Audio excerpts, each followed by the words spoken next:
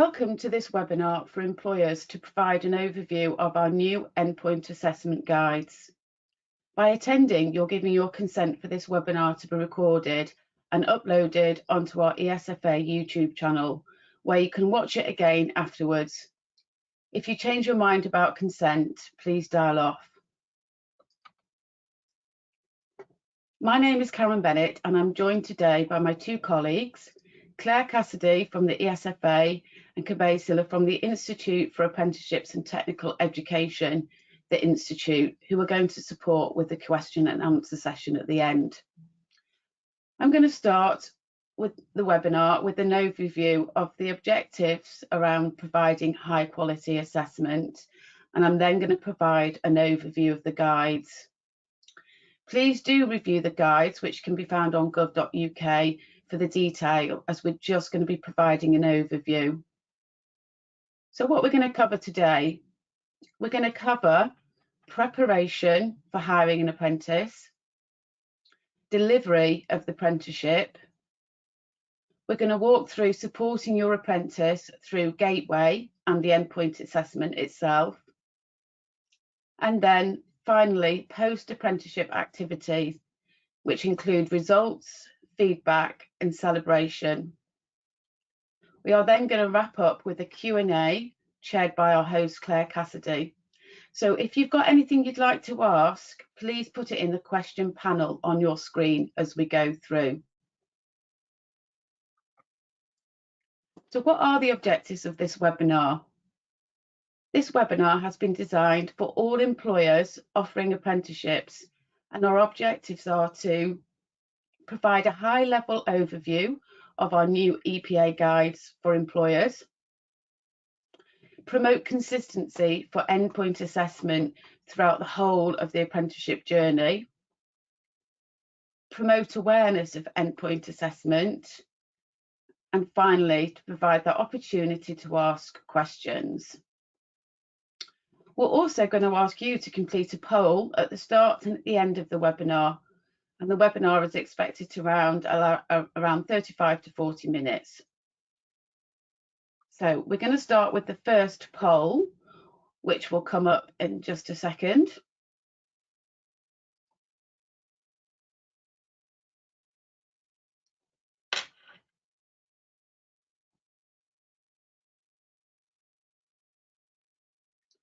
So in terms of the poll, Luke, I can't see that poll coming up on my screen, but I'm just going to talk that through. Can everybody see that poll, Luke? Yeah. Yeah, the poll's working. I'll just leave it as actioning for the next minute or so, just so people can respond. Lovely, thank you very much. So I'll just read that out loud while people are responding. So how would you rate your understanding of the roles and responsibilities for employers with regards to EPA? So poor, fair, good, very good, or excellent. So I'll just leave that for a few moments so you can complete that poll. Thank you.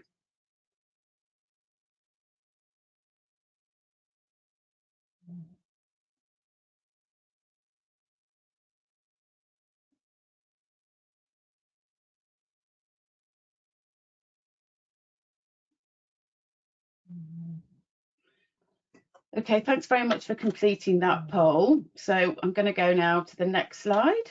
Thank you. So as noted, we'll only be providing an overview of the guides. So please do review the guides in detail. And what I would encourage you to do is continually use these guides as you go through each stage of the journey. These guides can be found on gov.uk as well as apprenticeships.gov.uk, along with the apprentice guide. So please do review and also use the apprentice guide with your apprentice. We have produced guides for the endpoint assessment organisation and training providers, and we recommend that you go through these together so that everybody's clear on the roles and responsibilities. So using the best practice guide. So in conjunction with stakeholders, which include apprentices, employers, endpoint assessment organisation and providers, we developed the 4 EPA best practice guides. So for the employers, apprentices, training providers and EPAOs. So why did we develop these guides? So these EPA guides were developed to outline roles and responsibilities with regards to assessment throughout the whole apprenticeship journey, build better awareness of and preparation for assessment earlier in the journey, to increase the value of endpoint assessments, and to really make the apprenticeship journey and assessment process clearer, and finally, overall, to make sure that there is a real quality apprenticeship experience. Producing these guides is just one part of the EPA awareness campaign that we're working on.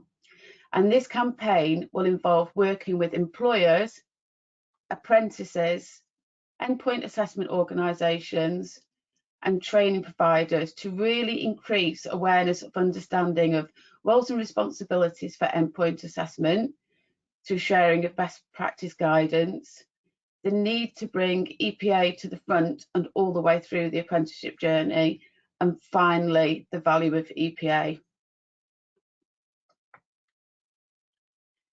This slide here, slide 7, shows the whole of the apprenticeship journey. And through these guides, as noticed, we want to ensure that EPA is considered throughout the journey.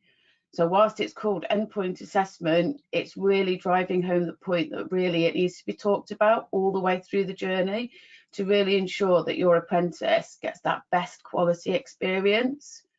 So we're going to talk through how we can introduce endpoint assessment all the way through the journey, starting from preparation,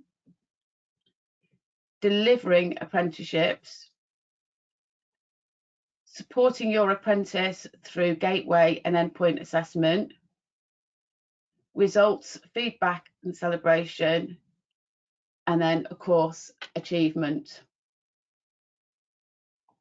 So I'm now going to provide an overview of the guides, and we're going to start with the roles and responsibilities of employers with endpoint assessment, starting with employer preparation. So in terms of employer preparation, I'm going to start with role analysis. So as noted, employers help develop the guides, and those employers who had gone through endpoint assessment already were really keen to make sure that we stress the importance of preparation for starting with role assessment. So what do I mean by that? It is really important before you even agree to take on apprentice that it's actually the right apprenticeship, so it's the right standard, and that you've reviewed the assessment plan on the institute website, so that actually that apprentice that you take on is actually going to get that right experience to be able to go through that assessment. So right at the beginning, making sure that you complete that role analysis. It's worth pointing out though, if you can't find an apprenticeship standard which is appropriate for the role, you can register your interest using Find Apprenticeship Training. You might also want to consider being part of a trailblazer group that develops apprenticeship standards. So in addition, in terms of preparation, it's really important that an employer understands their responsibilities. So a key objective for the guide and our EPA awareness campaign is to ensure EPA, and I'm going to talk about this a lot, is part of the whole apprenticeship journey. So this is about making sure that you get the really best quality experience for the apprentice and employer. So right at the start, the employer should be really clear on assessment and training at the start of the journey. So it's best practice to work with your training provider to really understand the assessment, what it looks like, what does it involve, what are the different elements, where does it take place. So really make sure you think about that at the beginning of the journey and ask your training provider to support you through that. It's worth remembering that endpoint assessment is different for every apprenticeship. So the assessment plan will outline the EPA for each apprenticeship. It's also best practice to make sure that everyone involved in the training and training the apprenticeship really understands their responsibilities and has the right skills and resources. when recruiting an apprentice, make sure you are clear on any qualifications they must pass to complete the apprenticeship, such as English and maths. And ensure as well the advert that you use to attract your apprenticeships is really clear on the requirements and what people must do to complete those qualifications before they can complete the whole apprenticeship.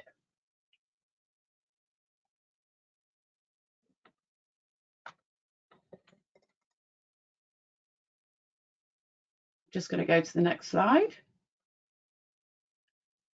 So I'm now going to look at the roles and responsibilities with regards to EPA for the employer at the delivery stage. So during delivery, supporting your apprenticeship is really, really key. So to support your apprentice, go through the assessment plan with your apprentice to make sure they really understand that EPA. So sitting down with them right at the beginning, making sure that they really understand what it is they need to do and when. So for example, some of the assessment methods might be things that the apprentice has never done before, such as professional discussion.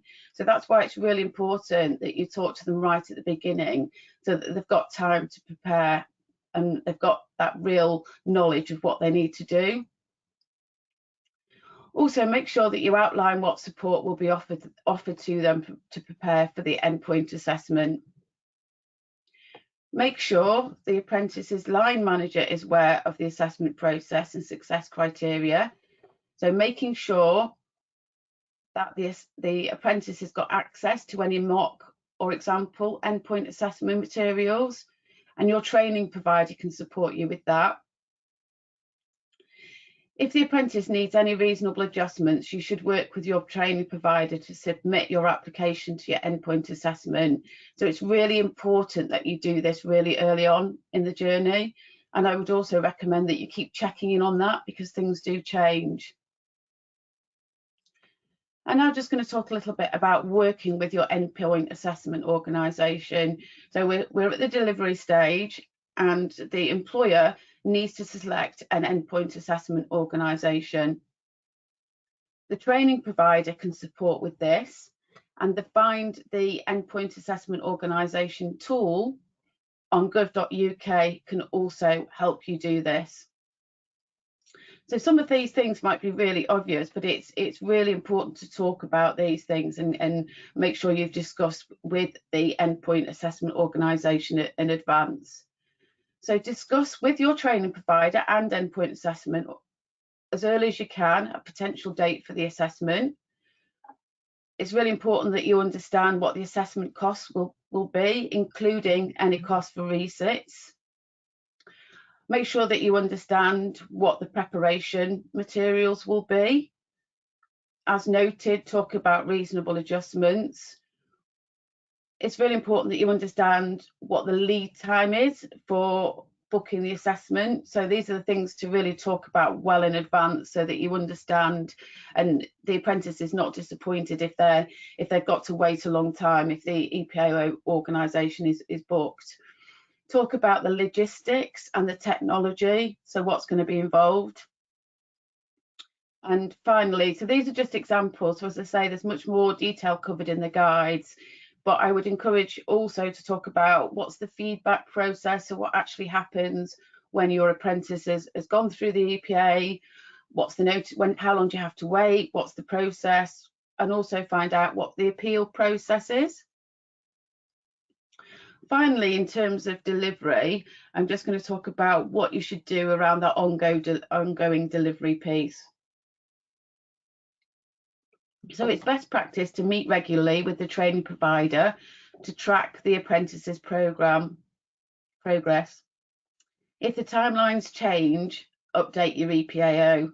So this is really important. So I talked just a few moments ago about making sure that the endpoint assessment organisation has got notice to schedule the EPA. So please keep them in the loop at all times. We know that things change. It's just making sure that you keep them in the loop as you go through and regularly review those reasonable adjustments.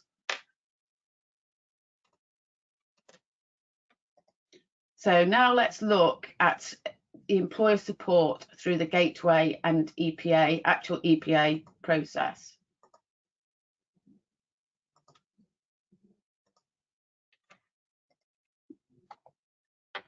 Okay, so supporting your apprentice through Gateway and endpoint assessment. Let's start with Gateway. So during the period called Gateway, the employer and the training provider will decide if your apprentice is ready to complete that endpoint assessment. Details of the Gateway requirements for each apprenticeship standard can be found in the individual assessment plans on the Institute's website. So again, it's really important that you go through those.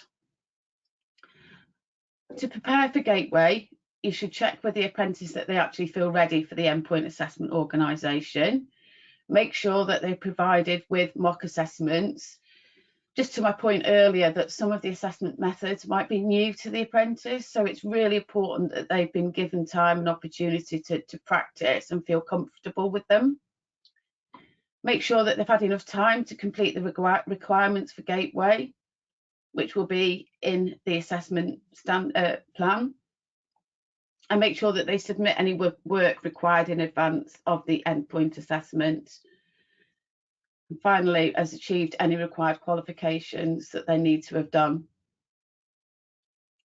In terms of progressing to endpoint assessment, the employer and the training provider must agree with the apprentice that they are fully competent in the occupation as described in the apprenticeship standard, is fully competent in the role, has met any regulatory requirements in the assessment plan, has completed any pre-assessment work such as portfolio or logbook.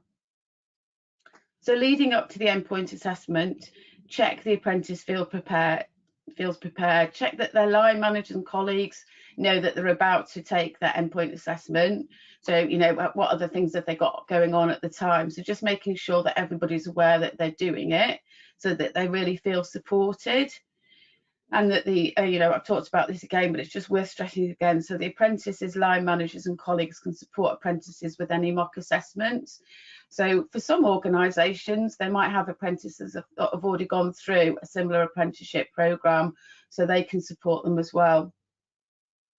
So to prepare for endpoint assessment or the actual EPA, these are things that you might think, oh, these are really obvious, but actually it's often these things that get missed. And, you know, as I said at the start, we actually developed these best practice guides with employers and with the apprentices. So these are the things that the apprentices with themselves were really keen to stress that we check.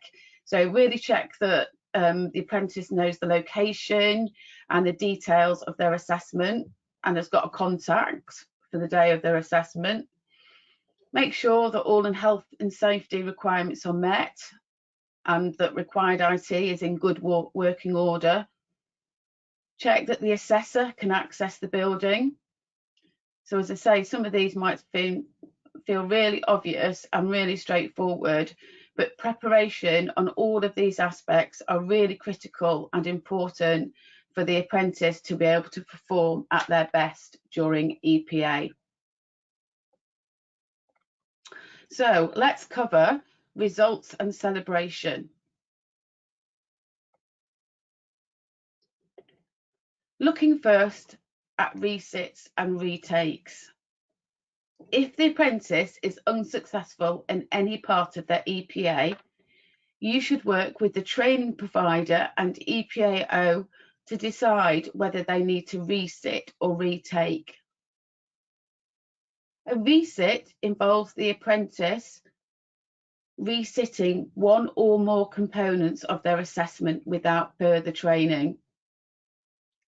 A retake involves an apprentice doing further training before they do their assessment again. A resit or retake cannot be taken to improve the original grade if an apprentice has passed their EPA. Moving on to the certificate. When your apprentice is successful, it is the EPAO who is responsible for issuing the certificate. and they will manage that aspect of it. They will need to get the apprentices agreement in advance in writing, but it is the endpoint assessment organisation's responsibility for getting that certificate, which is issued by the institute. Celebration. When the apprentices agreement, celebrate the success, you should consider graduation events with the training provider and using social media to promote their success.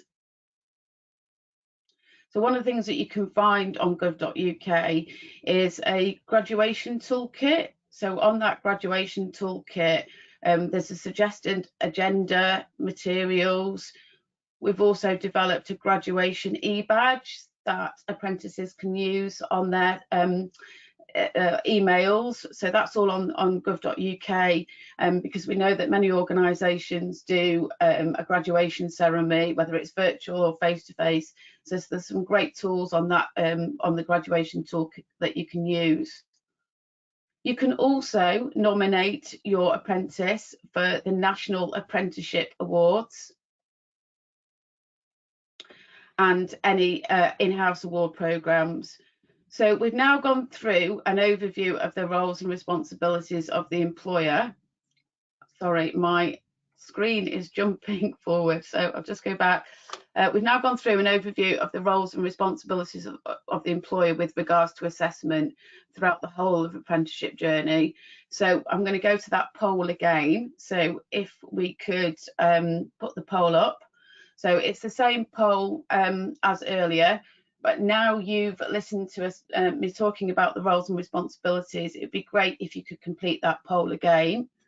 So I'll just read that through. So how would you rate your understanding of the roles and responsibilities of employers with regards to EPA on the basis of what you've learned in this webinar? So poor, fair, good, very good. So I'll just pause there for a moment, letting you complete that poll.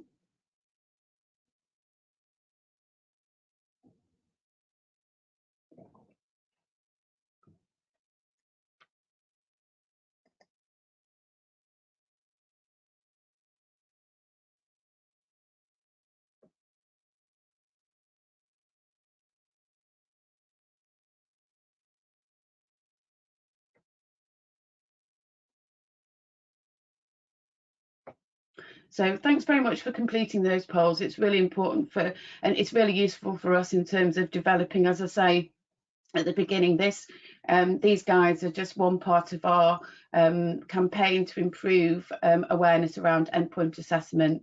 So it's really, really helpful for us. So I'm just going to go to my next slide.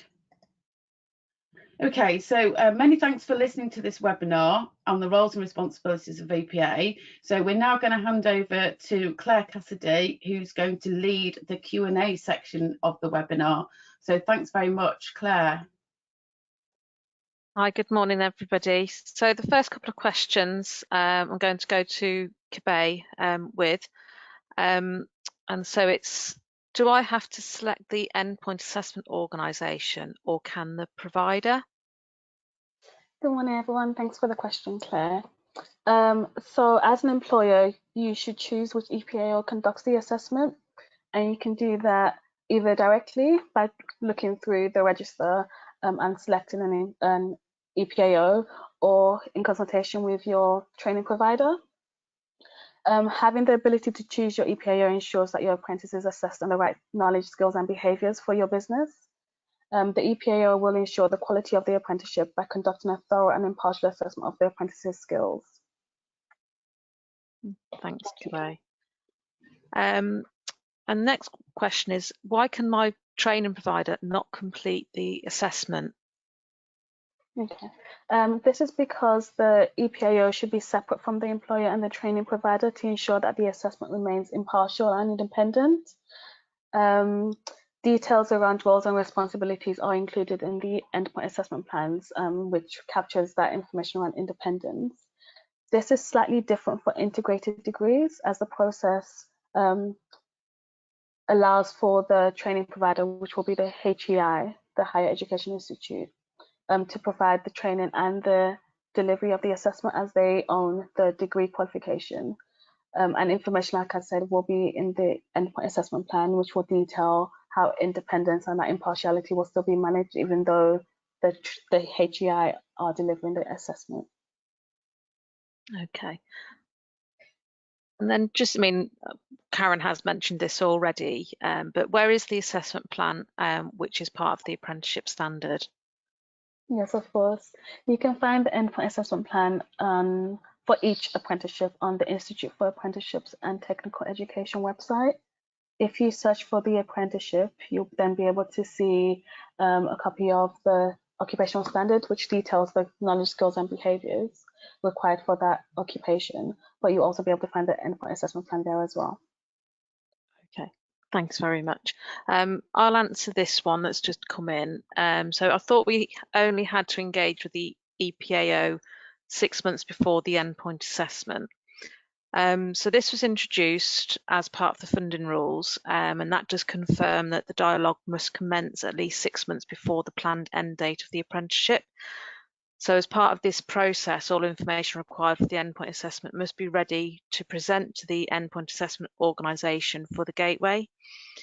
So the employer, in consultation with the main provider, must ensure that the apprentice is prepared and understands the endpoint assessment process.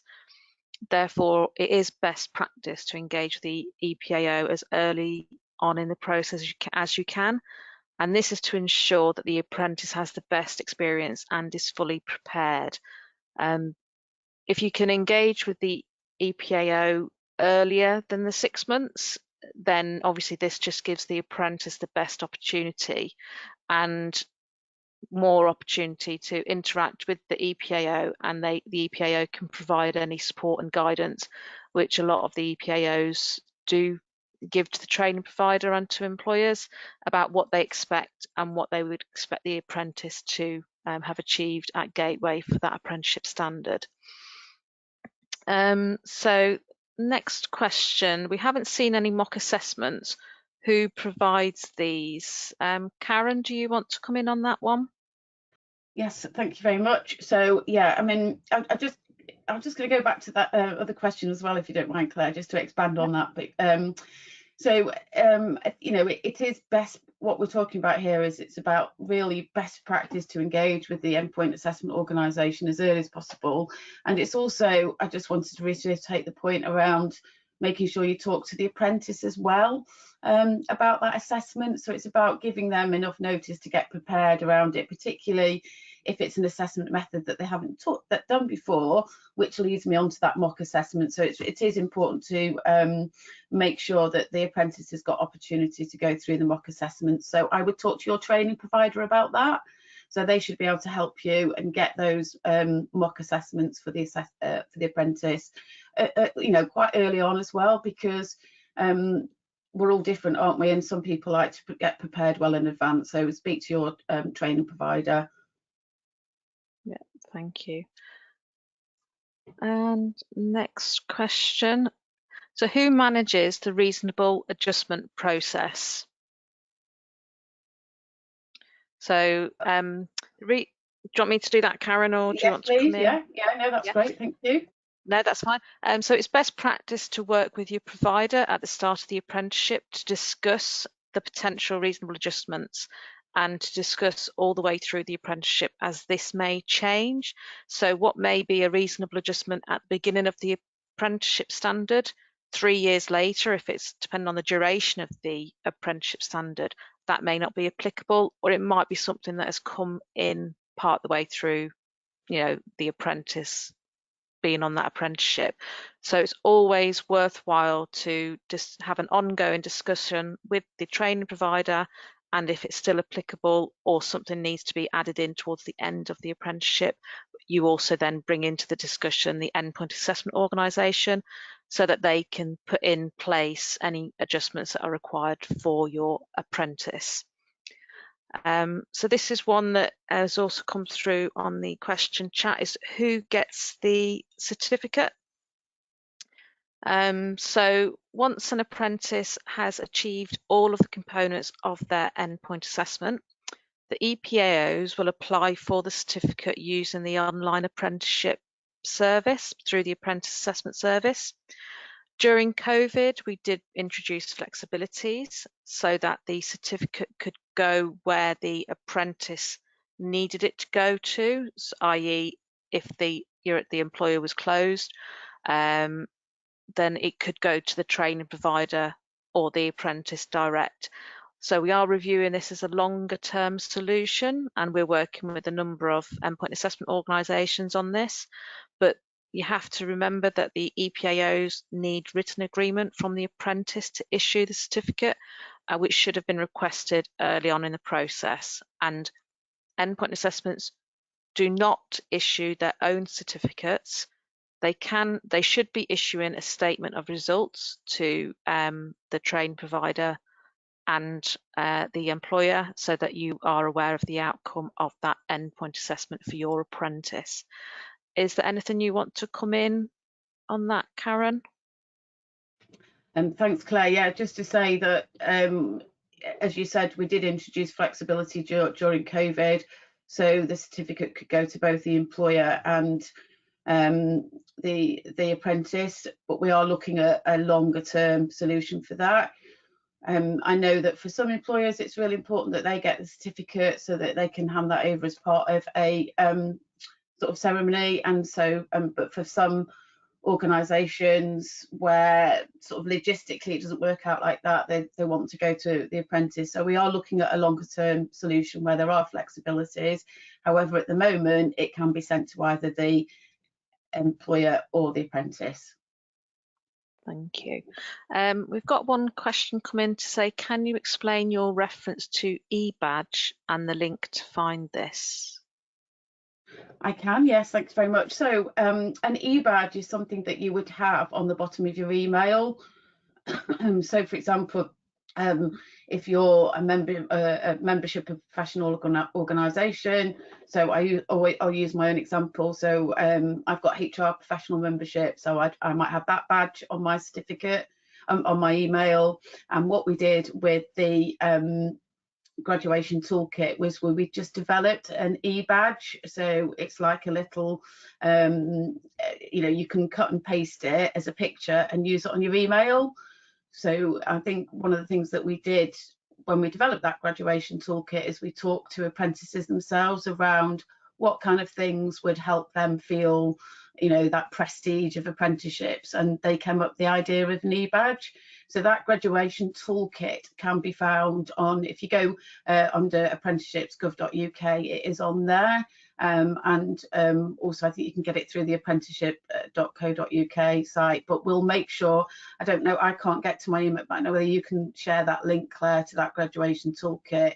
If not, we'll make sure we follow up with that, and we'll include something on our campaign as well. Just to expand the graduation toolkit, we just talked about certificates there. So the certificate is issued by the institute, but there are some like template sort of things that you could use as part of the graduation ceremony that aren't actually the certificate, but it's something that you could use there. So we'll make sure that that graduation toolkit can be found easily. Well, I'll put it on both sites. And if Claire, if you can share the link now, that would be great. Yeah, I'll see if I can find that and put that in, because it's been come up in the some of the other questions. Because did you mention there, because I've been asked about celebration events, are the differences in celebrating different levels of apprenticeships? Are there any examples of different rewards offered depending on the level of the apprenticeships achieved? Yeah, no, that's a great question. I think one of the things that we've seen employers do are different events. So I'll just talk through some things that I've seen. So I was invited to a ceremony last year for an organisation where actually it was online, and they just had like senior people from the organisation doing a little bit of a speech. They'd got videos of the apprentices themselves previously prepared that they shared, and then they did a little bit of a career type discussion. So I don't think I've seen anything different for different levels. I've just seen a bit like, graduation ceremonies that employers have put together. The kind of things that apprentices have talked to us about what they really like is messages from senior people, some tips and tools for how to progress next in your organisation, things like that. So nothing different per level, but anything really that celebrates that graduation, that apprentice's achievement goes down really well.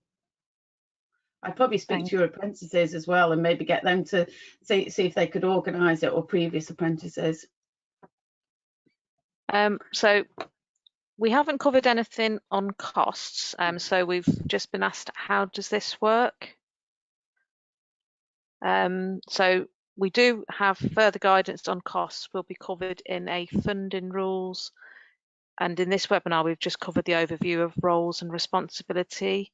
However, for assessment costs, levy employers will use their apprenticeship levy funds to cover assessment costs. Non-levy employers are able to access funding to cover their assessment costs up to the funding band maximum. You can negotiate a price with the EPAO for the assessment, and it is expected that the cost of the assessment will not usually exceed 20% of the funding band maximum for the apprenticeships. Is there anything else you want to add on that bit, Karen? No, that's great. There is, as you say, further information around the funding. So just conscious of time, Claire, do you want to just, is there any more questions that you wanted to cover? Just asking, sorry, there was a question about fail resits. How many times can a apprentice resit before it would become a fail? So I think would that come from Kabai to answer? Hiya, yes. So if the apprentice fails an assessment method, then that method in itself is considered a fail. But the EPA plan will detail how many times a resit or retake can be made. Generally speaking, this decision lies with the employer to decide, and they can make that decision in consultation with the EPAO, as there's a funding implication as to how many times an apprentice resits or retakes. If they've exceeded that number of times and they still failed that assessment method, then that apprenticeship has been failed for that apprentice. Thank you, Kabai. There are some other questions, but we'll go back to directly to those that have sent them in, and we'll come back after the webinar to those that we haven't covered yet. Thanks very much, Claire. So just to cover one question, there is a question about links to the guides. So the slide deck that will be shared in the video, you'll be able to access the links to the guides there as well. But they are on apprenticeships.gov.uk as well as gov.uk. So just to finish, just wanted to say thanks very much, everybody, for your participation. I hope you found the session useful. We're going to share a short feedback survey after this webinar, so it would be really great if you're able to complete, because that will really help us inform part of our EPA campaign as well. We will upload the recording to this webinar on the YouTube channel shortly. So many thanks for your participation, many thanks to my colleagues, and goodbye. Thank you.